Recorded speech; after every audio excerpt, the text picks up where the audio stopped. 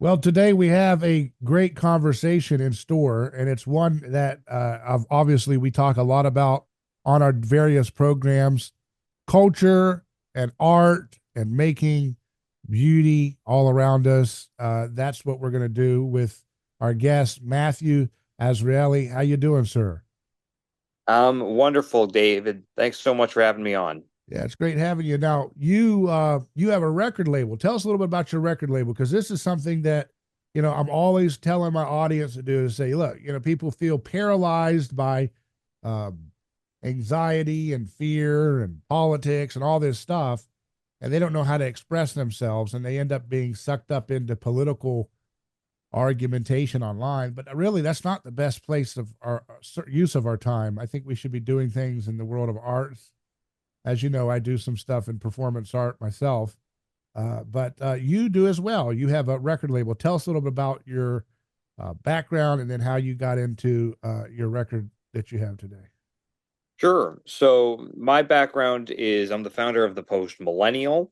Began as a Canadian political blog covering conservative Canadian politics. So very center right, very cocked, for lack of a better term, Your views were, or the comparatively. ideas. Just the Canadian Yeah, political yeah, landscape writ large, yeah, it was the type of thing where what the liberal government was doing in Canada was so absurd. I would try to convey this to people, and simply due to the fact that, for example, heroin vending machines, trying to convey to people that the British Columbia provincial government was giving people heroin and vending machines. So you tell people that, they're like, you're crazy. yeah. No one's doing that. That's completely absurd. And the truth was very much at our side. But unfortunately, when the truth is so absurd and when mores are so tyrannically enforced surrounding communication and information distribution, what are you going to do? So I founded the Post Millennial. I sold that business a couple of years ago to the Human Events Group, really wonderful group of people. And ever since then, I've been working in music. I actually studied music before founding the Post Millennial.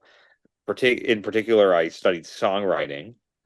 And ever since I was a kid, I've wanted to be involved in music in some way.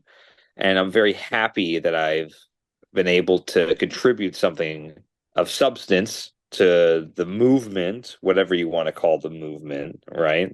Uh, and we've had a few very successful releases. The first big success we had was with Afroman.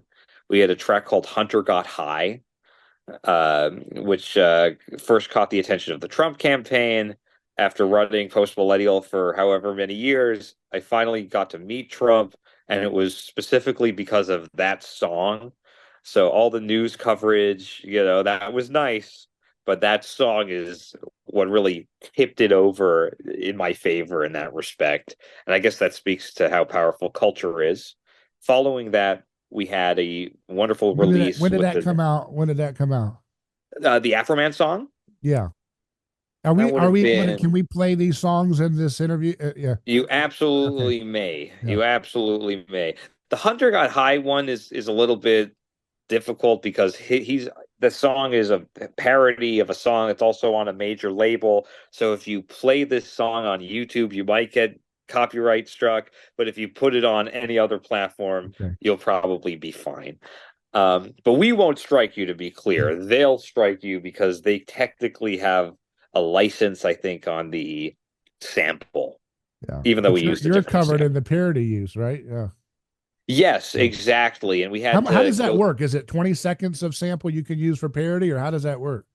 No, we got the entire thing Oh, cleared. Actually, I don't know if I should be talking about this, but frankly, it was an interesting story. Basically, Afroman was entitled, he still is entitled to years and years of royalties from Because I Got High. uh-huh. And his label, it might be Universal, let's say. I'm not sure if it is. Don't sue me for defamation, Universal, if this isn't you. but his label, whoever it is, he had to file a little bit of paperwork in order to recoup to get the royalties following the recoupment period. And they've just been pocketing this money, not notifying him that all he needs to do is like submit a form and collect God knows how much. So, frankly, they didn't want to open that can of worms. Although we told him, I mean, everybody knows, but I don't know. He's got people have their own motivations for doing things, and it's totally inscrutable to me. The thing I've learned about the music business is that everybody has this artistic temperament, and you're better off just not trying to understand why people make the decisions they make. But anyway, to answer your question, because of this kind of convoluted deal that he had with Universal, they weren't going to make any problems for us. That was but of course, we had to actually do the groundwork. A lot of other, labels or artists, they'll just release songs and they won't get everything cleared. I think the most important thing is actually clearing your stuff. It's not a matter of 20 seconds. It's not a matter of, 4 bars or 8 notes. I mean, technically, if you get to court, sure, you can make the argument an 8 note thing. However, you don't want to be asking for forgiveness necessarily. There are times when it does make sense in a business to do that. However, what you really want is to get the song out there, released, capture the news cycle, and capitalize on attention. So we got everything cleared beforehand. It took longer to clear that song than it took to write it or to record it. And when did that come out, you said? That would have been April, I think. Of this year. Yeah, April of this year, I believe. And then so you met Trump how soon after? Not too long after. Would have been during the Libertarian Convention. Do you remember that? Yeah, you went to the Libertarian Convention in DC, right? Yeah, exactly. He invited us. We were there with Mike Lee and Afroman. We were at the front of the line. Why did he bring you to the? Did he think you were libertarian? I have no idea. Well, actually, Afroman was running as a libertarian candidate, kind that of, was right? kind of the tie-in. Okay. Yes, Afroman had a whole run-in with the local police in Ohio, where he lives in Ohio, where they came into his house without really a warrant or any justification. They unplugged all of the cameras in his house. They stole money out of the safes and out of the pockets of jackets in his house. And then to top it all off, they ate the lemon pound cake in his house. Wow. So wait, the police ate the pound cake? The police ate the pound cake. They ate the lemon pound cake. They just sat down. We even reference it.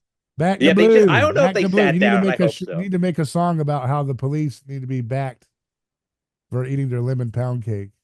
He put out a song. You should write a response song and start a battle. He actually already did. Oh, he had a big release, I think, called Lemon Pound Cake or something. You and your audience should all look it up. It's on his YouTube channel, and the lyrics are literally, "Why did you have to eat my lemon pound cake?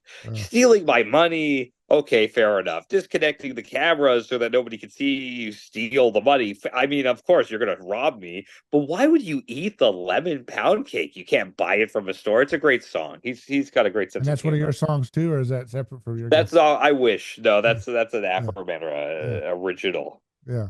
So then you meet Trump at the Libertarian Convention, and what did he say to you? Did he say, "I like the song," or how did it go? He's into the song, man. That's the power of music. Now he really likes Nessun Dorma. Are you going to do a rendition on that yourself? I could see you doing that. It's interesting. Well, I'm not a tenor. That would be, and nor are you. So that's the issue with guys like us. We have these baritone bass voices. And unfortunately, in light opera, that means that we have to be either buffoons or villains. We don't get to be the sexy tenors. That's the reality of our vocal ranges, David. I hate to break it to you. Never say never. Never say never. I could get on maybe some helium, learn Italian. And I mean, Turandot is a great opera. I don't know how much of a tangent I could go on in the middle of this interview, Go ahead. but it is funny to me how Italian opera as a genre is entirely focused on random Asian princesses. Yeah. That's like the whole, and it's like, you know, I don't want to sound woke or anything, but like the most wildly, absurdly racist caricatures of people to the point where even it's just crazy. But it's great. Don't get me wrong. I mean, I don't want to ban any of these operas or anything or have anything happen to them. But for example, in Madama Butterfly, which is also Puccini, Yeah. uh, uh, you have Ping Pang Pong. You have three characters and their names are literally Ping Pang Pong. I mean, who the hell, you know what I mean? They're all written by like a small group of Italian composers in the 19th century, Yeah. and that's who you've got. Anyway, Yeah. you could fact check me. I'm not sure. It might not have been Banana Yeah. Butterfly. It might have actually been something else. But Yeah. anyway, it's a very funny genre, Yeah. Italian opera. Well, so what should tell us the name of your record label? Yes, yes. Sorry. Yeah. So yeah, the record label is called Baste Records, and we first released music in October 2023. First song we released was with a wonderful act. Uh, his name is Brad Skistimus. He goes by Five Times August. He released a song with us called "Ain't No Rock and Roll," and that song is all about how celebrities behaved during the pandemic, during the entire vax mandate, and Yeah. how everybody started shilling for big pharma, Yeah. and that went well, and we were really happy and proud to work with Brad on that. Um, Following, but in terms of Billboard success and getting onto, let's say topping the iTunes store, the three songs we had there were Hunter Got High, I Was Gonna Be, which was a big pro-life song that we put out with a wonderful country singer here named Rachel Holtz, who we're developing as kind of a right-wing answer to Taylor Swift. Okay. And then, of course, this song with John Kahn, Fighter. Now that one is really blown off, really big lately. Where's it at now? Or what did it hit? So, And where's it at? so it got to number 4 on Billboard digital sales, which is very high. That's to put it into perspective, that's every single song in America right now, all the sales cumulatively, number 4. It was also at the top of the iTunes store for a number of days, basically all of last week, with the exception of the first couple days of tracking, which is why we wound up at number 4 and probably not even higher, but still a top 5 uh, Billboard charting for any indie label is kind of ridiculous. So I'm still very happy about it. It's very old school sound. You don't hear those types of songs anymore. Totally. Well, Chris is an excellent producer. I have a partner named Chris Wallin, and he runs all music at Baste. So the thing I learned from Post Millennial, or at least this is my managerial philosophy, is I never want to be doing any of the essential expertise driven work in a company, right? I don't want to be writing the articles or editing the articles on a news site. Yeah. Similarly, I don't want to be writing the songs or producing the songs for Baste Records. Sometimes, I'll be used as a sounding board if we have an act and, let's say the singing is a little off pitch, if I can still hear it, then that means that we really have to do a lot of work. But otherwise, uh, Chris really he nails it. He does everything, and he's a phenomenal talent. He wrote this song with John Kahn for perspective, and basically all of the big releases that we've had that have really charted, he was the writer for all of them. Even the Hunter Got High thing, he wrote the lyrics for that. And what is the process, or can you shed some light into his process for how he comes up with his inspirations, or maybe that's his own secret sauce or Well, whatever? Or I think the great thing about Chris, and you can have him on. He's very open about all this stuff. He's just a he was described to me by the person who introduced us as a lunch pail writer, right? So there are some writers, yes, they're exceptional songwriters, but they're inconsistent and they require inspiration and they can't just write a song, write a hit, right? They need to be in the mood and in the headspace, Yeah. and they can experience writer's block.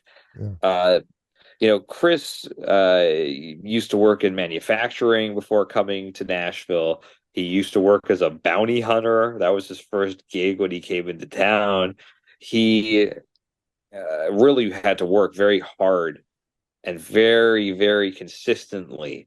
So with Chris, there's just a continual creative process. He's always working on some songs, right? Whether he's writing with Garth Brooks, whether he's writing with Chad Prather, whether he's writing with Afroman, right? Chris is just continually working on the song. And that's kind of, in a way, that's the inspiring thing. In another way,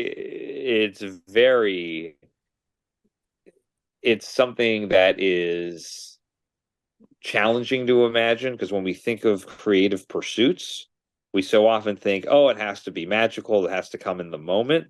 Yeah. With Chris, he's a lyrics focused writer and he's always working at it. And Mhm. so in a way it's discouraging because if you're not always working at it, you're not going to get to his So he, level. And so he's he been doing starts it for with the words decades. first before he comes up with a melody or something, right? Yeah, from what I can tell, but I Hmm. mean, he's got he actually has a whole course. I'd recommend people go and check it out and buy it, where he kind of talks about it a little bit more. The thing that kind of sticks out to me about Chris is the consistency with the process. He never Hmm. lets up. It never abates. Well, very good. So tell us a little bit about how this song came together. And it's again, the title is Fighter. Is that right? Yeah, that's right. Well, yeah. So the title is obviously the whole song actually is a tribute to Trump. Uh, Frankly, after the assassination attempt, right? As you probably Yeah. remember, uh, after the assassination attempt, he stood up at the podium, he threw his fist in the air, he yelled, "Fight, fight, fight." The movement was on fire. Everybody loved it. And of course, following that, there was the whole pulling Biden, inserting Kamala at the DNC. You know, I never thought that would happen. Even the most hardcore quote conspiracy theorists I knew on the right, were very skeptical of a last minute switcheroo throwing Kamala in, but it happened, funnily enough. Yeah. And as a result of that, the wind was sort of taken out of the sails of the Trump campaign, and so we're a company, yes, but we also have a little bit of the movement, in mind, especially in terms of how I conceptualize right wing media. We're very we talk a lot about culture. We don't make a lot of culture, right? We talk a lot, for example, on the news, right? Right wing media really started out as right wing news coverage, but it doesn't have to be limited to right wing news coverage. There's a wonderful show called The Chosen. Maybe you're familiar with The Chosen. Hmm. It's a huge hit. I mean, Angel Studios in film, what they're doing is impeccable stuff.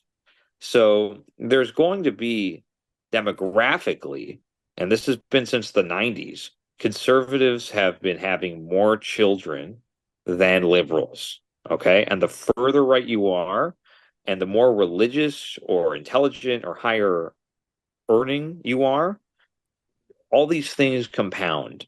And so demographically, it's inevitable that people aren't going to be listening to rap songs about people murdering each other forever. There's only so long that a society can sustain itself where that is the height of culture. You know what I'm saying? Yeah. So we want to create music that uplifts people and that also hopefully kind of puts a new aesthetic on what the right is. because what we've seen is, with very few exceptions, like Passion of the Christ was just an excellent movie, but otherwise you're looking at a lot of right-wing art that is kind of preachy, and it's very explicit about what the message is.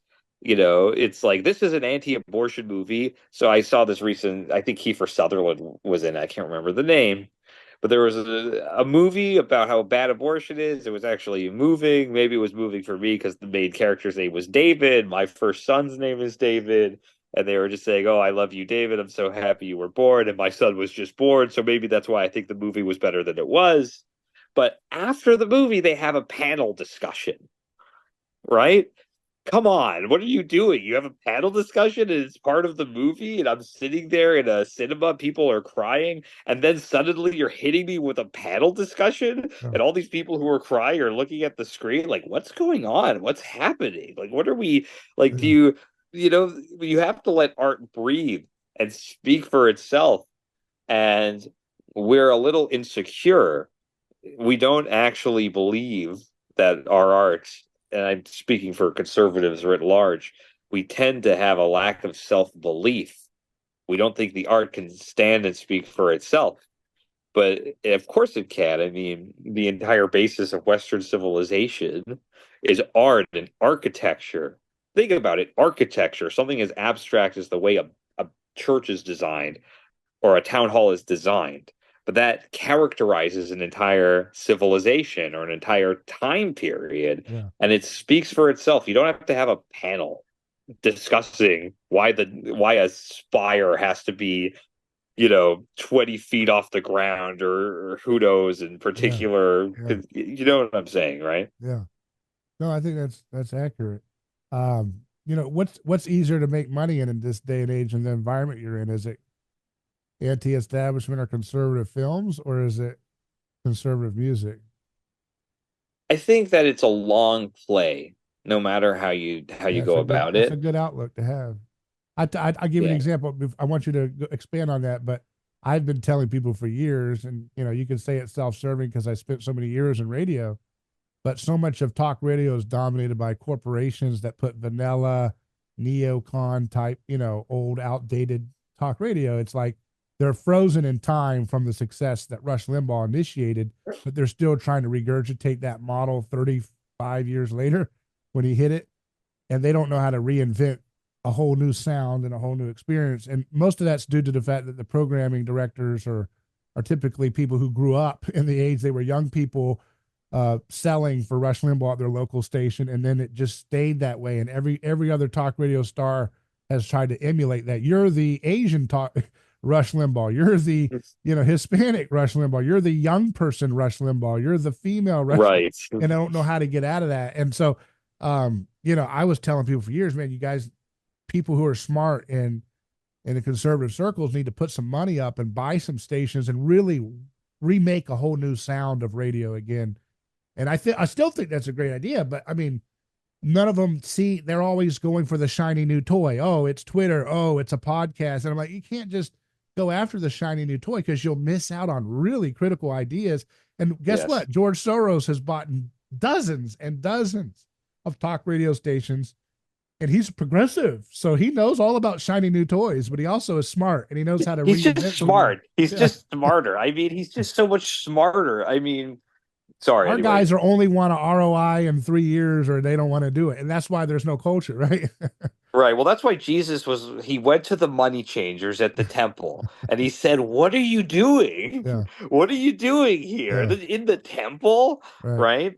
Right. Um, but to answer your question, so you know what it reminds me of, though, the Soros thing? Yeah. It reminds me of Zillow. Do you remember how Zillow started buying all of these properties all Yeah. over America? Yeah. And guess what? When you buy a house somewhere in a ruined Rust Belt town, ruined partly because of corporate raider practices Yeah. that have resulted in Zillow having these Yeah. overinflated valuations that are probably completely unwarranted, but let's not Yeah. even, which they're now, funnily enough, using to buy these houses. But leaving that to the side for a moment, if a meth addict breaks into your house and starts squatting there, who's Yeah. going to have a better shot at calling the police, orchestrating the meth addict to leave, and changing the locks Mhm. and actually taking care of it. Is Yeah. it a local property owner in, let's say, rural Ohio, or is it some guy working under an HR regime in the Bay Area, Yeah. right? Probably that guy is screwed. Yeah. And so it didn't work out for Zillow, Yeah. actually. They had a very hard time managing these properties. And I predict that the thing about, the way that Soros, and not only Soros, but all media, when you look at media, the way that it works is syndication. Okay. So Yeah. syndication is really, in my opinion, the cancer that has been destroying print media for a very long time. Whether it's Canadian press or the Associated Press or Reuters, these news wires, Yeah. they're terrible for search because how do you find news? You Google news, right? Yeah. So if Yeah. you're Googling a story and it's the exact same story, then your local newspaper in It's Cincinnati or gutted. Yeah. Nashville Yeah. is not going to be seen before CNN, which is using the same news wire, Right. Right. right? Yeah. So it might be a different play on radio because on radio, the syndication, whatever. But I think that it won't work on local radio the same reason it won't work that it didn't work for Zillow, because your number one audience is small C conservative business owners, right? Your what's the term? Lumpen bourgeoisie? Who Hmm. did Karl Marx characterize as being the Yeah. vanguard of fascism? Yeah. Who was it? Yeah. I can't remember. I don't know. I Like don't know. like the petite bourgeoisie. Yeah. Sorry, right? So like who for example is advertising on 99.7 here Yeah. in Nashville? Right. It's like, for example, a local gun store with a great gun A car range, right? dealership. Yeah. Yeah. A car dealership. It's Yeah. small business owners that are localized. And Yeah. at the end of the day, these people are hyper conservative. Right. They're conservative innately in a way that media types like you and I, Yeah. frankly, are not even, Yeah. right? Yeah. That's why also, for example, when I hear neocon, it's like it's true. We never should have been in the Iraq war, but you also Yeah. have to remember that your average car dealership Yeah. owner doesn't necessarily have a lot of they don't have a constant internal monologue about like the American empire being decadent and oh it's so terrible that we're imperialist. They're more like I don't want to pay taxes on my car dealership. I do love the troops. Maybe my son's in the military or I have a nephew or my son's friend or my Yeah. friend's son, whatever. So it's a lot, especially in parts of rural America where these stations are actually going to be located. I like to say that your average red state conservative is a lot more psychologically, mentally healthy relative to a blue state conservative, Yeah. Yeah. right? Yeah. If you started liberal and then you realize this is all a lie, you can go crazy Yeah. really fast. Yeah. But if you went hunting with your dad as a kid and you Yeah. support the troops and it's just been your way of life, then it's just going to continue being your way of life. And so, in conclusion, I wouldn't worry about it too much. But I do agree with you that No, I our think side does. yeah, I think he'll Sorry. probably fail. What he's doing is he's buying stations in primarily Latino dominated markets because he wants to control that demographics, political future, and cultural aesthetic. So he might Yes. succeed to some degree in that area, but I don't know. That's kind of he's going up against some headwinds though. But in terms of where they're trending, but yeah, I think the model for radio is not to buy 100 stations anymore. That's stupid. That's hardware. That's FCC. That's annoying. The model that I have conceived of is to buy a beautiful little station, hyper local, and make it the little station that everybody tunes in online by the millions to listen to. So you keep it beautiful and you keep it grounded in a place with a clock, with reality and a culture, and you invite people in like a club, like a treehouse club. I want to be a part of that. It's the little secret that everybody knows about, the secret club in the middle of the desert that everybody likes to talk about that they got like invited like to. pirate radio, Yeah, kind and you of make it in the feel like a UK. felt experience, that it's a real tangible station and a real tangible community, and you feel that as you feel that presence in the content, but it's also got something that everybody around the world is tuning in to listen to. So like it's a Yes. it's a I don't know what that would be called, but it's Well, like that's a internet digital. radio. I mean, the model has been tried in terms of internet radio. I mean, and that's kind of what a podcast is. Or I mean, what we're doing now is Yeah, effectively like yeah, that, yeah. right? I mean, the power of radio is that it is localized and that it Right, pertains to a a particular city, right. let's say. And so all of the small Right, but businesses in that most of the digital like online streaming footprint of your average local station is literally like you just said. It's carbon copy syndicated voices that they can hear at every other station mixed in with local car ads. So you don't that doesn't that doesn't work in terms of scaling that local station's presence online. What would work is if you have like nationally relevant advertisements for the online listening experience, the local radio experience, you put in local ads, and then you put in content that actually kind of blends the boundaries between something that is locally relevant versus nationally relevant. Like for example, a local dating and relationships advice show. I think you'd be a good host for that, maybe. And maybe, and you yeah. come in and it's an evening show. You're like going to be the new Dr. Laura Schlesinger, and you're going to go in there and you're going to help people match up and get their relationships ordered. And so it's a late night call in show. And again, it can be hyper local. It could be a station in Nashville, but it's such a fun hit and it's such a relevant hit that people call in from around the world or around the country at least. And it becomes a kind of, best kept secret feeling. And I think that would be really a sweet spot people would like. And I love what you're saying about the marketing of it, Yeah. right? Yeah. I love the idea also of being a dating coach. I think I Yeah. would be pretty good at it. Although, honestly, I might be terrible at it because I've Yeah. only ever dated my wife and married her. So really, Well, hey, one nobody and is one, it's pretty good, right? one in You one. The win. batting average is Yeah. there, Yeah. pretty much. Well, so Yeah. let's going back before we decide to figure out a new career path for you. How are we going? So how do you make money in the music industry? So how does that model work? So there are a number of income streams. There are a number of income streams. Anything pertaining to intellectual property, you're going to be able to collect royalties off of. These are royalties that you can collect by way of sync. There are royalties that you can collect if something gets on the radio, for example. So do your songs Uh, get on the radio right now? Are they getting traction, or they get ghettoized by conservative radio, or how does that work? that's kind of the issue, right? That is sort of the issue that because you have these huge radio syndicates that are working with major labels, and there's a lot of payola that the major labels are engaging in. I don't care what anybody says; it's Yeah. totally obvious. They're not going to risk putting an anti-abortion song on the radio. I have or they're not going to risk putting a pro-Trump song on the radio. You have to remember how ideologically captured even these people But are. even so, for example, that song "Fighter" is not explicitly. If you listen to it without seeing the visuals, you wouldn't really. I You mean, is wouldn't there know. any word in there that says anything that's Trump specific? Not really. I mean, there's Not blood. really. I mean, we are Sounds like a serving it. Rocky song or something. It has that vibe. Yeah, Yeah, it's like an inspirational kind of adult contemporary pop song, kind of an early 2000s five for fighting sort of, or maybe How to Save a Life. Who wrote that song? yeah, How to Save The Fray, yeah. right? So it's kind of like that sort of thing. We are servicing it to college radio stations, but for that song, for instance, there's money from people buying the song, obviously. We also have a membership. People can buy a membership to the Baste Records website, basterecords.com. Anybody can buy a membership. That's my little soft plug.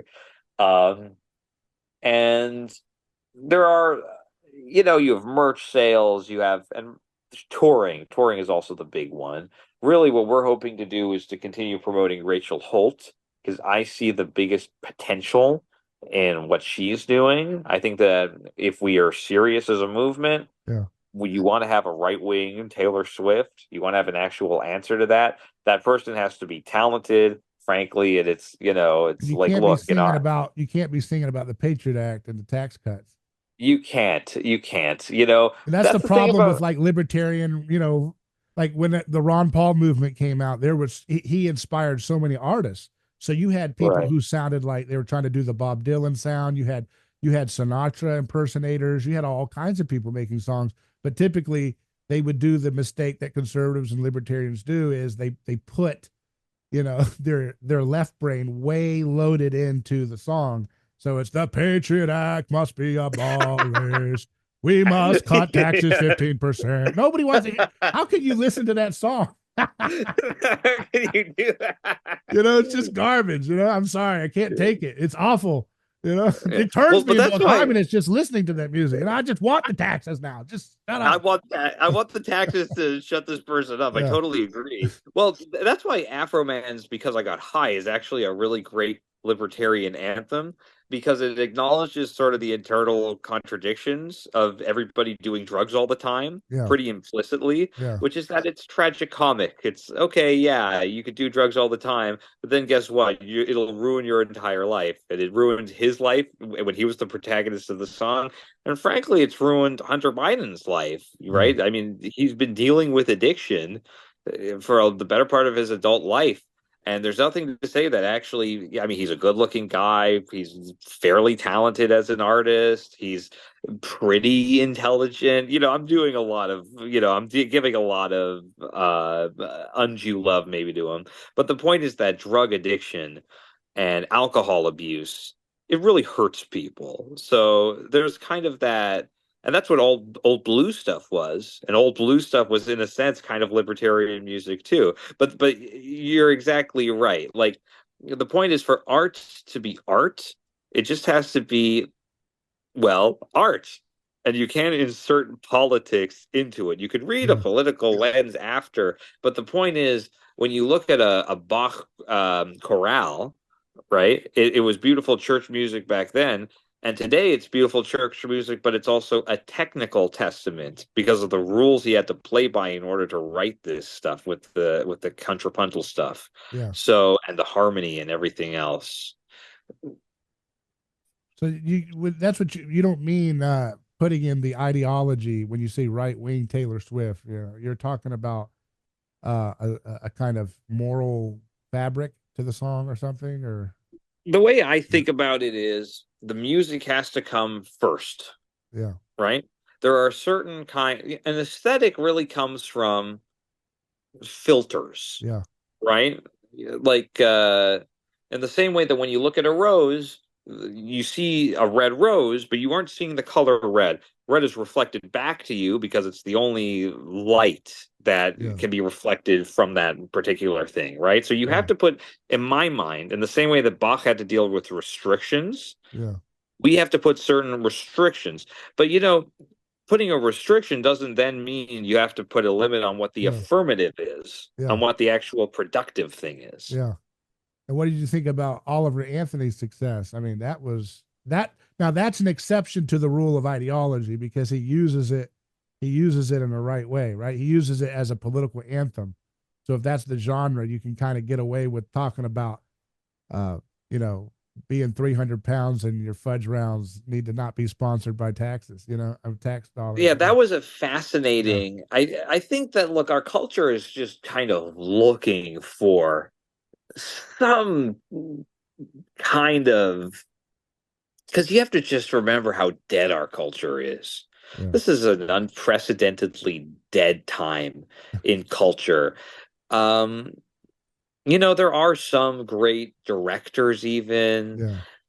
Yeah. Like I'm a big fan of Ari Aster or Chloe Song, or there are lots of great sort of indie directors. Uh, but you compare what we're doing now to what people were doing in the 60s, the 70s, the 80s in particular. I Yeah. mean, really, we're just LARPing the aesthetics of bygone times, Yeah. right? Yeah. The, yeah. Why do you think that's see, that's interesting to me? Why do you think that that's happening? Is it that we have reached an end of culture? Are we in an apocalyptic scenario where you can only try to go back to nostalgia? Because even, the greatness of that fighter song has a kind of nostalgic tint to it, like the old days back when fighters could be fighters. I know it's also transcendent because it's dealing with some other vibes there, but how do you make, that's an interesting question. How do you make good art without it? Conservatives tend to fall back into traditionalism or sentimentalism or nostalgia as the best they can offer in counterweight to whatever the newest sound is from the left or whatever. Yeah, well, that's why you have to go for what is alive, right? You have to go for the living thing. And country music is living, right?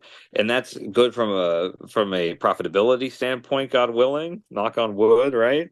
Yeah. But it's also good from a cultural standpoint because it's the last thing that has not been completely pillaged.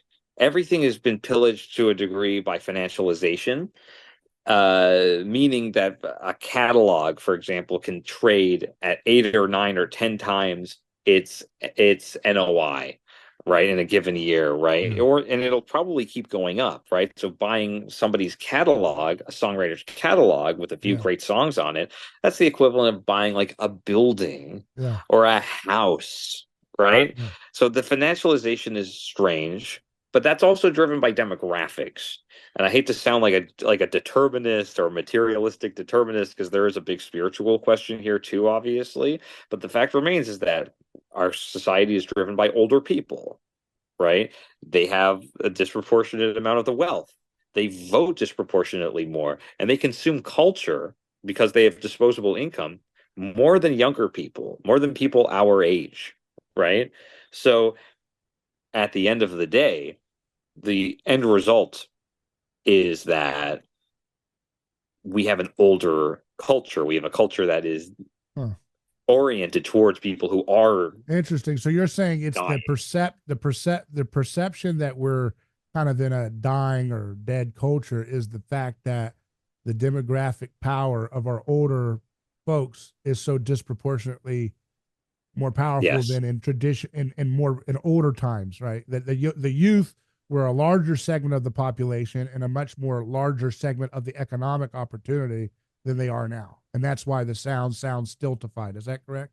What you're saying? exactly, Okay. Yeah. exactly. Well, it's to the point. For example, it's one of the first times ever where I think a 30-year-old has less economic power than a 70-year-old, Okay. and that is So ludicrous, there's just right? not as much money and opportunity for young people to get out there and be as creative. That's your theory there as to why it kind of stagnates.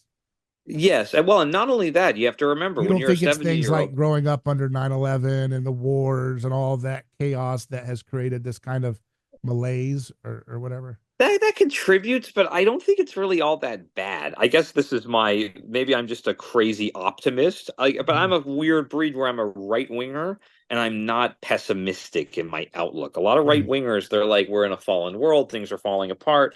From my standpoint, is the issue is that everybody is, let's say, we're fat, right? I could lose a little bit of weight myself, right? So never mind. But the point is our society is carrying a lot of excess weight Yeah. that would normally be burned off. Yeah. Um, and you could see this, frankly, just in how rich we are, but also who is rich, Yeah. right? And by the way, just to further add to my kind of theory here, if you're a 70-year-old and you're investing in culture, you're not going to necessarily invest in a brand new producer Yeah. or in an exciting new, record label. You're going instead to invest in a managerial type of person who's going to pick safe artists who fit a certain kind of demographic profile, like you were saying. It happens on the right too, by the way. And now you have, like Southeast Asian Rush Limbaugh, and Yeah. now you have LGBT Rush Limbaugh. And now you Yeah. have born again evangelical, obsessed with the First Amendment, but Yeah. also pro life Rush Yeah. Limbaugh, and they're also Yeah. trans now, Yeah. right? So the Yeah. the point is that you have these iterations of the same commercially viable Yeah. framework, Yeah. even on the right, unfortunately, Well, it because of is the just right. I mean, yeah, they've turned Rush Limbaugh as a sound in talk radio into a kind of Pokemon or a kind of Ninja Turtle franchise that they keep reiterating and new, kind of superficial sequels. And that's not what Rush Limbaugh was about, right? Rush Limbaugh was doing something new. He was doing a punk rock sound for his era, and that doesn't stay by emulating what he did 34, 35 years later after he started it. And no. Well, that's the mind. that's why. Yeah. Oh, sorry. Oh, that's just saying that's the mindset of most conservatives. They make the mistake of like trying to emulate the form rather than the spirit of something, right? If you imitate the form, it's kind of like trying to paint by numbers to emulate. Oh, that looks like this. I will sound like this and focus on these topics. like he did, but I'll do it with my little spin. And it's like, no, that's not what he was doing to do what he did that made it so electric. He didn't really look at, I mean, he was inspired, but he was inspired by folks outside of conventional radio, like Right. professional wrestling. Where do you think pencil neck geeks came from? That was Classy Freddie Blassie. And he would use that, he would use wrestling that he was seeing growing up, using those performance of the great stars of that era, and then bringing it into a new medium, and it's new and fresh in a medium that hadn't used it before, right? And so that's kind of where he gets that. Absolutely. Well, it's cross-disciplinary, Yeah, right? you have to have And that that's kind of thing to be able to make it work. You have to look at like video games and then add that into music somehow. Like that, not necessarily, but you're always learning instead of emulating what came in your niche. You have to look outside of it and look for sources of that's right. inspiration in a different way. You know, that's typically where innovation comes from. You know Well, what I'm yeah, saying? Yeah, absolutely. yeah. A You look at, hundred if percent. you were narrowed into radio and talk radio voices, and you've just focused on that. When Rush comes along, it's very singular. It's like, whoa, this bombastic sound, this irony, this, oh, I am your Maharashi, and I am doing what I was born to do, which is to host, and you're doing what you were born to do, which is to listen. Nobody in Right. radio sounded like that. You didn't sound like that. Paul Harvey was awesome in his own way, but he was saying, I'm Paul Harvey. Good day. You know, it was very folksy, down to earth. Now you have a guy telling you were born to shut your mouth and listen to me talk to you for 3 hours. But if Right. you listened only in radio, it was totally new. But if you expanded your aperture to pro wrestling, it sounded like one of those pro wrestling characters got on the radio. Right. Well, it Right? also, I think, I don't know what the order was, but I feel like some of it even took inspiration from Howard Stern, right? I Mm-hmm. mean, Yeah. there was a comedic element Yeah. to Yeah. Rush Limbaugh, Yeah. right?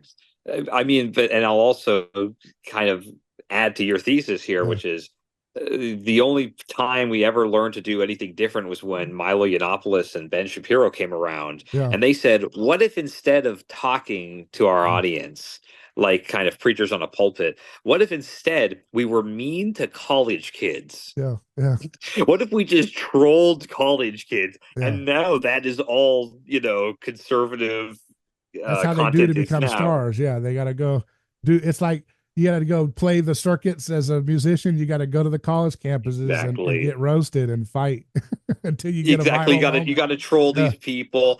yeah, And actually, that it's successful because there are left wing streamers and people like that who are imitating it, right? yeah, Destiny, for yeah, example, yeah, he's going on to campuses now, and he's actually, by the way, Destiny, no insulting him because he was very good on the Rittenhouse stuff, right? When many right wingers were not good. I don't know if you remember Black Rifle Coffee, yeah, and how terrible they were to Rittenhouse. But anyway, yeah, my point is that you could tell that you're having success when people are imitating yeah, yeah. you, So right? how do so when you're finding and when you're looking for your next musical act, do you look for? Are you looking at it mechanically? Or are you looking for the aura, the it factor, or do you do both? Some you buy on aura and some you buy on mechanics of this will fit a Well, certain type of market demographic or something.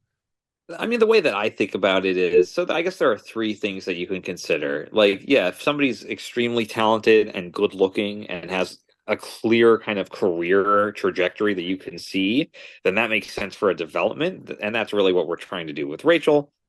Uh, if somebody has a big name already, right? And they have a big marketing machine because they're already an influencer, that also works. And then if somebody so if somebody has the talent and they have that it factor, that makes sense for a development deal. If somebody has a big name, that could also work. And then there are legacy acts, right? So somebody, and that's essentially like you're investing or you're buying in an already established business, right? Like a laundromat that's already cash flowing, and then you invest in it, and then there's a continual touring revenue and stuff like that. Yeah, So, yeah, in terms of the other thing that you're really looking for temperamentally is coaching, right? Because I need this person to be able to work with Chris, that's really it for me. I have a guy who's running the music. I trust him to run the music. You've heard Fighter. It sounds great. The production is really good. The writing is great. That's really, in my opinion, what separates us. Not to throw shade on anybody, not to insult anybody in the movement, but that's really what separates us from other right-wing music. There's an underlying caliber, high quality music that we're putting out. And I think that what we're doing is we're showing people that if you just do it really, really well, you can have right wing music. You need the money and you need the ability to, deal with the blows. Like we had a very big distributor that wanted to work with us by virtue of the fact that I have this huge songwriter working with me and we have all this infrastructure and I ran a big news company. And on paper, anybody would want to work with us because, hey, look at how much we can distribute. We're a completely independent label, and we're already at #1 at the iTunes store. We've done it like 3 different times. We've done it in 4 different genres because Afroman was hip hop and rap at the same time. But we've had huge releases, and compared to any other indie record label, it would not be difficult to find a distributor or anything like that. With us, it's probably not going to happen until country music realizes that they've purged all of the right wing people, because that's currently happening. Really? Currently, yes, currently country music is these people with money from New York and Miami and LA and all over the place, even from Brazil. They're coming into the country music industry because this is the last place where there's still any indigenous American or Americana culture. And it's still very much alive. And you also have to remember that rural people in America are having children. They're actually reproducing. There's going to be a market for this forever. Not only that, but you get paid a lot more on royalties on radio than you do digital. So it's so much more appetizing, really, than any other genre of music. And so there are a lot of vultures coming out. But the issue with these people is they're driven by safety and financialization. So they don't actually care. Am I creating quality music? Does the small town business owner in Bozeman, Montana or Billings, Montana, are they going to want to put their car dealership on this radio station if I insist on having for example, a trans country artist or something like that? Are they going to actually promote the radio station, by giving them their advertising dollars? Um, Probably not, right? And so this is kind of the thing How with much of this Zillow, with is Soros. how much of Oh, this sorry. is with AI? How much of this AI has infected the lyrics and everything? The So sound. with us, it can't. I'm sure. Well, it could. You could make a workaround, I'm sure. But with us, it hasn't because you have to remember that the AI is programmed to never do anything right wing. Yeah. Yeah. The AI is programmed to be as left wing as possible, as not even left wing, as whatever this. There was a great term by this couple. The Collins couple, the Malcolm and Simone Collins. They're like this thing. There's this thing called natalism Mhm. because of the demographic issues that all developed countries are facing. Anyway, whatever. There are issues with. I don't totally agree with them. I don't totally agree with natalism, but I do like this one term, which is um, urban monoculture, right? And that there really is an urban monoculture. And the gist of it is that people from cities are trying to invest in a rural medium, but they don't understand how a high trust society works. And they Mhm. don't understand that you can't simply buy into right wing or to, let's say, traditional mediums like conservative or country radio. You can't just buy into that. People aren't for sale in that way, right? Even if they're okay with you doing something to your own family in California, you can't do that to their kids, Mhm. right? And Mhm. and the fact of the matter is these people won't succeed, right? This urban monoculture where people don't reproduce and they engage in heavy drug use and promiscuous behavior and all sorts of dysregulated behavior. At the end of the day, that's not a healthy way to live your life. And Mhm. so when I look at country music, I look at a medium that has a long lifespan, and that's going the but the issue is that everybody who is country and who isn't going to compromise, they're going to do the typical left wing thing with them, which is they're going to essentially gulag them. Mhm. They're going to put them out into whatever country music Siberia is, and they're not going to be able to find jobs. And when that happens, I'm going to have people running my touring, and I'm going to have people running my doing even more stuff with me on the A&R and on the radio side. And I think that all of this is inevitable because communism, the urban monoculture, this kind of degenerating cultural apparatus where nobody has children, nobody has meaning in their lives, and everybody's miserable. This is the thing you also have to remember about the people like our opponents, ideologically, because I don't even know if I see them as enemies, because I think that it's the things they believe are too pathetic. It burns itself out. These Mhm. people are burning themselves out, and it won't last forever. And so I think in 3 to 5 years, or 1 to 2 years, or 5 to 10 years, 1 to 10 years, there's going to be enough of a sense of energy and urgency in country music and in Americana and bluegrass that I'm going to have really excellent talent. And by the way, I already have it. Like the fact that I already have a multi number Mhm. one hit songwriter working with me, that's already a good sign. And Yeah. then I have legacy country acts coming to work with me because who's going to book these people, right? Who's going to Mhm. say, yeah, and that's why, and by the way, and this is why I kind of defend the neocons. You have to remember a lot of these big right-wing country artists were big during that Homeland era in Yeah. 2004, Yeah. 2008, right? So like, there's still virtue to having that audience and Yeah. to working with people. Anyway, that's kind of my You're saying I people that ramble. had those views are still, they still have something to make artistically. Yeah. And they're still voting for Trump, by the Yeah. way. Like the Yeah. people who voted for Bush are voting for Trump Yeah. generally. Yeah. Like that anthem, that, what was that, Toby Keith that made about when they went to Afghanistan? That was a big country music song in terms of Yes, yeah. Oh, well, Chris wrote a song for Toby Keith, which is Let basically Freedom about Ring. yeah, Let let the Freedom Ring. freedom ring. Yes, and then he also wrote "Love Chris Me wrote If You." that? No, he didn't write "Let Oh, Freedom Ring." He didn't write "Let Freedom," but he wrote a song for Toby Keith called "Love Me If You Can," okay. right?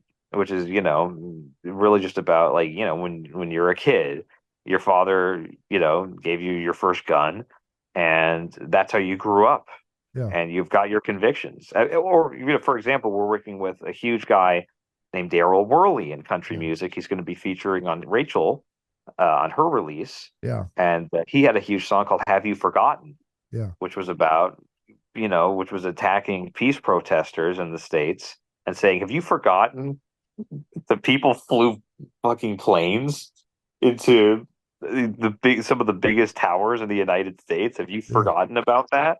So anyway, my point is that like don't I guess we shouldn't discount the normie right, the not online right, the Yeah. red state right, Yeah. you know?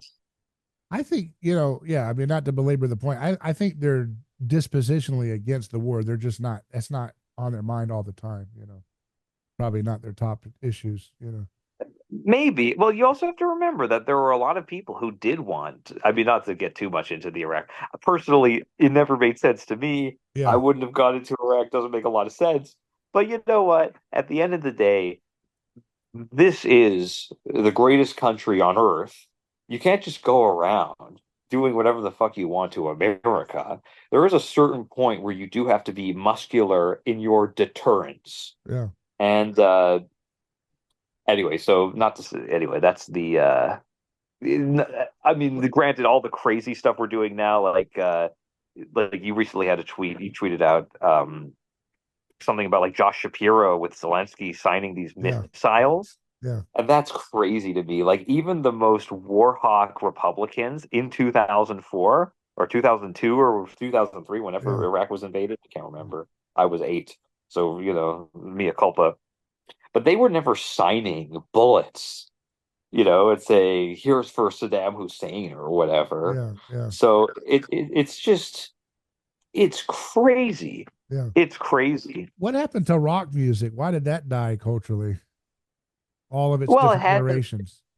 I mean, it I know there's hasn't still, died. I know it hasn't died. Like, I know they're very hit songs and old, like the greatest hits, adult contemporary stations play those songs over and over, and they're doing so well in the replays. But I mean, in Right. terms of new music, you don't see any new rock bands of any, it's always a really neat little niche nostalgic act or something if something gets through, but you don't really hear a lot of that.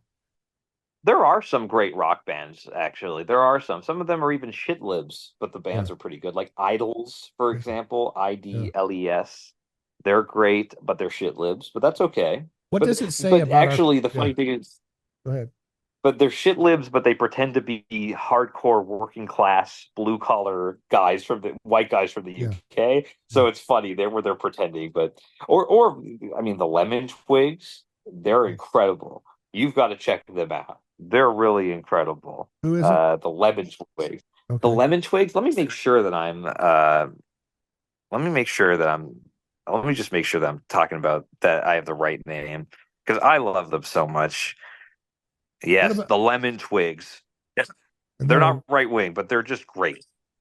what happened? What happened to the the indie music scene? Is that still going? Do the hipsters still make music, or are they played out because they got too many boosters? And and also, um, and they're too old now, so they've lost their the creative juices, the progesterone, the testosterone needed to make good art. And then the second one is, why is it that so much of the Gen Z and music is all slowed down hits? They slow it down and Interesting. add the reverb. They like to take all the hits. I saw somebody even did that to the songs by Creed. They slow it and then they reverb it, and that's how they're able to like express themselves. Is it their way of saying they're trolling, or is it because the music of the past was too earnest and they have to kind of make it ironic by distorting it a little bit to be like to smuggle it in and say, "Hey, I like this song, but I can't listen to it on the nose. I have to kind of deface it a little bit to make it cool to listen to," or is it their attempt to slow everything down because they can't take the speed of life rapidly changing before them? What's going on with that phenomenon culturally? That's a wonderful question. It's a beautifully asked question, and unfortunately, my answer is far less exciting.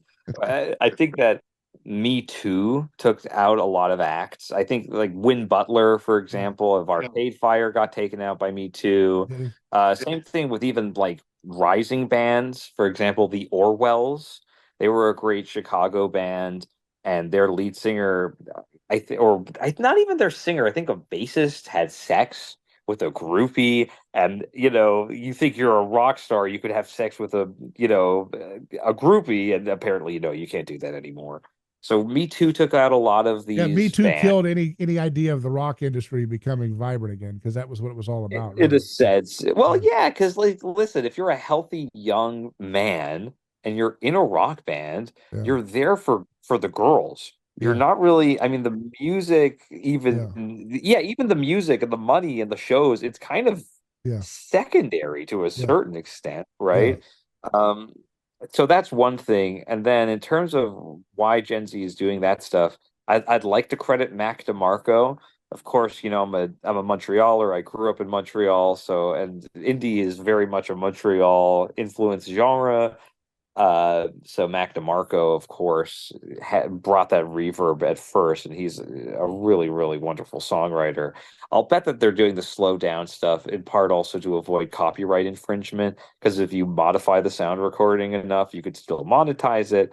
And then on top of that, you also have to remember how with Gen Z, a lot of the humor is based on just kind of loud contrasts, like very loud noises, very quiet and slow stuff. Or you have, for example, like hyperpop. Um, what was that band? I have to look them up now. Sorry, I have all this music to recommend. They had this great song called "Money Machine." yeah. Yeah, 100 gex, 100 gex.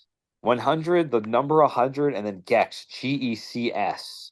And they basically sound like Alvin and the Chipmunks if they were in a deathcore power pop Yeah. band. Yeah. And it's great. It's really good stuff, Yeah. actually. Yeah. So So is so that it, conservative it's is the sympathetic.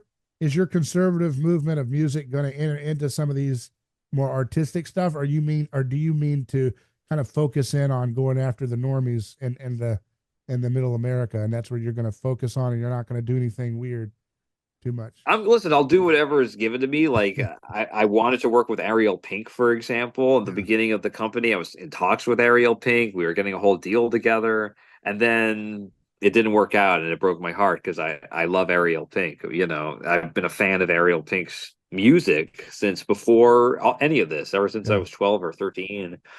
Uh, but listen, I'll work with whoever I can work with, who's coachable, that I can come to a deal with, and there could be a commercial understanding. Yeah. Because at the end of the day, it is a business, right? I'm doing all of this to change culture, yes, but if it's not profitable, then it won't be sustainable, and everything will be for naught, Yeah. right? I have to kind of effectively prove that there's at least enough of a niche here that if Sony or somebody else or Universal wants to retrieve some of the right wing audience that they're inevitably going to alienate. And the music industry right now is on a course to Bud Light itself, at least in the country genre. They're going to Bud Light themselves very, very hard, i.e., make some sort of intractable mistake that alienates themselves from country music fans. When that happens, I hope to be there to pick up the pieces, hire some incredible people, and build an infrastructure. I mean, because I don't know how much more time you have, but one point that I really want to bring up, maybe it's the last point, it's a salient point, is we need on the right to build institutions. That's our big thing, Mental right? institutions. Yes. Well, actually, that is a kind of an institution in effect. Like we always complain about the government not having sanatoriums. Well, sanatoriums maybe not, but not having a place for somebody to check into if they're Yeah. mentally unwell. Yeah. We should be building that. Churches used to take care of that type of thing. They didn't do a great job. I'm not advocating for a return to the 1800s here, but I am trying to say that we have to start building effective, altruistic. No, not in that way, altruistic institutions that are effective. All right. That's what we need to start doing on the right. If it's your synagogue, your church, your mosque, whatever it is, if you believe in God, we can have all these theological disputes and all of these, neocon versus isolationist. We can have all of these disputes later because the reality is that everybody we're competing with, they're not having kids currently. So it's kind of a moot point. We can have all of these arguments when you and I are in our 50s and our 60s and our 70s, and our kids can have these debates and these arguments and these fights, and they can figure it out for themselves. But right now is the time for us to build out the infrastructure. And that's what I'm hoping to do uh, on a cultural thing vis-a-vis music. I want it to be that if you're right wing, but if you want to do, or conservative, but you want to do tour booking, you want to be a tour manager, you want to sell merch on the road, you want to be a session guitarist, you want to be a songwriter, you want to be a producer, well, then this is going to be the place where we're going to be able to galvanize. We're going to be able to, that talent, we're going to be able to nurture it, and Mhm. hopefully we're going to be able to build it out. That doesn't mean that every person who sings or has a good voice, or every person who writes a song, that doesn't necessarily mean that we're a home for everybody. Because what we really need, first and foremost, and it's not only in music, it's everywhere on the right, we need to have a managerial infrastructure, period. Okay. And by the way, a great case study for this is the Charter 77 movement in Czechoslovakia. Okay. They effectively, when the communists were gone after the Velvet Revolution, they effectively replaced the communists Mhm. with musicians and artists. And Václav Havel was a playwright. And he was sending the bassist from a progressive rock band to handle hostage negotiations. Mhm. Okay. Mhm. Maybe that's not, ideal, But the point is, we on the right, we have this conception everything is going to end. It's going to end really hard and really fast, and shit is going to hit the fan. And for better or worse, that's probably just not how it's going to happen. It's just going to be a slow, sad decline. But if we're always waiting for the end, then we're never going to be preparing for the future. And the future is really kind of like a dark age, kind of like, a period of, not a lot of growth. But that doesn't mean that there can't be a lot of joy, and there can't be a lot of spiritual revival, and there can't be a lot of artistic revival, or even certain kinds of intellectual and commercial enterprises that start. But in order for any of that to happen, we have to start looking a little bit more inwards. We have to start creating institutions. And once we do that, the demographics are already speaking for themselves. We're just having the amount of children that we're having relative to liberals, and this has been the case since the 90s. Like it was already too late. 20 years ago, it was already too late. This was already going to happen 10 years ago, 20 years ago, 30 years ago. They might have had a shot to change it. So, but it's too late now. It's true that So this is the angrier these Taylor Swift fans that sing anthems about not having a family, they're gonna eliminate their ideas out of existence if they continue for because people who decide to have a family typically don't have that kind of zeal for that message. Yeah. Well, it's hard having Yeah, kids. yeah, If you think they're a pain in the ass, you're not going to have them. yeah, yeah. It's like a glass half full versus empty, right? That mindset. I want to give people a chance to go to your website again, and any last thought. But before I do that, I have to ask: did you ever attend any of the Diddy parties? No, well, I'm No. not good looking enough, and that's Okay. really what has saved me. Also, I I wasn't thought they into turn music. off the lights anyways. It's just a They, madhouse in there. It's like a no, I Halloween think I horror was too house that never fat. ends until the feds No, say enough. this is kind of the issue with me. Supposedly there are all these cool sex parties and Yeah. satanic rituals and Yeah. everything. I never get invited. But you know what it is? You've I'm never not been to fun. the second question was, you've never been to anything that was a little Illuminati-ish? And you said, oh, You whoa, know whoa, what? whoa, whoa, whoa, whoa. I'm going to get out of here and I'm just going to go to Nashville. Or maybe it wasn't Nashville. I'm sure they've got something like that there. I don't know what it is. I think I'm just not fun. I think I'm just not good at parties. I think that I make jokes that make people uncomfortable. Like, hey, thigh or shoulder, you know what I mean? And Yeah. people would probably, I would probably make a joke like that, make people uncomfortable. So, and I also don't drink. I don't do drugs. So I just wouldn't be a good hang. Yeah. That's my suspicion. That's So my if you were major. at Diddy's house, you would just ask for water, please. Can I have some I water? would. I would probably stand in a corner and write in a journal, and Right in the journal. write in a journal, and you know, just sort of wait for the. Honestly, I mean, what am I doing there? Am I like the baby oil procurement officer of the party? I mean, I would have to be. I would get loaded. You know what I mean? Imagine you're the guy. Imagine you're like you work at a baby oil company. You work Yeah. in sales. Yeah. You work with major chains like Walmart. You're talking to your boss. You'll never believe who just Yeah. ordered 100,000 vials of baby oil. Yeah. Yeah. Some random, like imagine because you're living in Malaysia or something like Yeah. that. So this entire Yeah. conversation is taking place in Malaysia, and then you're like some just guy in America is just ordering tens of thousands of vials of baby oil, and Yeah. I guess we have to send it to him. But I Yeah. mean, this is great. What a great the Port of Los Angeles. What a Yeah. anyway. I guess my point is that listen. I'm not against being invited to any party, but Yeah. I probably won't be a very good time to hang out with. Right. So the cultural change has to be at the top. You have to have the right mindset. You have to be boring enough to not want to push an insane agenda, right? I guess to some degree. To not And get invited, to yeah, never not get it. really. At Baste Records, we all happen to be teetotalers. Yeah. Maybe it's by accident, although I do think that will be a trend. I do think we're going to get rid of alcohol Yeah, again. that's what I was gonna You say. know, I don't know much about the country music in the modern sense of it, but what I do think, if you could stop, I think it is a kind of mind control where they're always making country songs about how they're such a loser, they can't get their relationship right, Please don't let me go. It's this Actually, beta it's a bit. whining. I can't control myself with alcohol. I can't control my life. Would you please take me back? I'm a tough guy. I can fix your engine in your car. This kind of this is a totally emasculating sound and experience. I think it's a kind of mind control, you know? I don't think it is totally emasculating because the way you're not wrong that there is a manipulation in a lot of country songs, but you know there's a new one like a Luke Combs song. I can't remember what it's Yeah. called, and I'll hear it on the radio soon enough Yeah. again. But it's more like, baby, you're too wild for me. I can't control you. You're a free spirit, et cetera, et cetera. Because you have to remember that a lot, it's like Lana Del Rey. You look at any of her music videos, she clearly likes bearded men.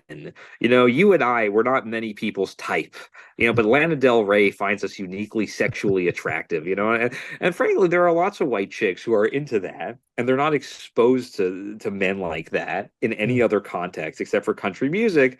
So it's not really women don't really want country singers, at least in my opinion, who are emasculated. They want masculine guys who really like how much you drink alcohol. They're Yeah. like, wow, you could really drink me under a table, and that's exactly what I'm looking for in a wife.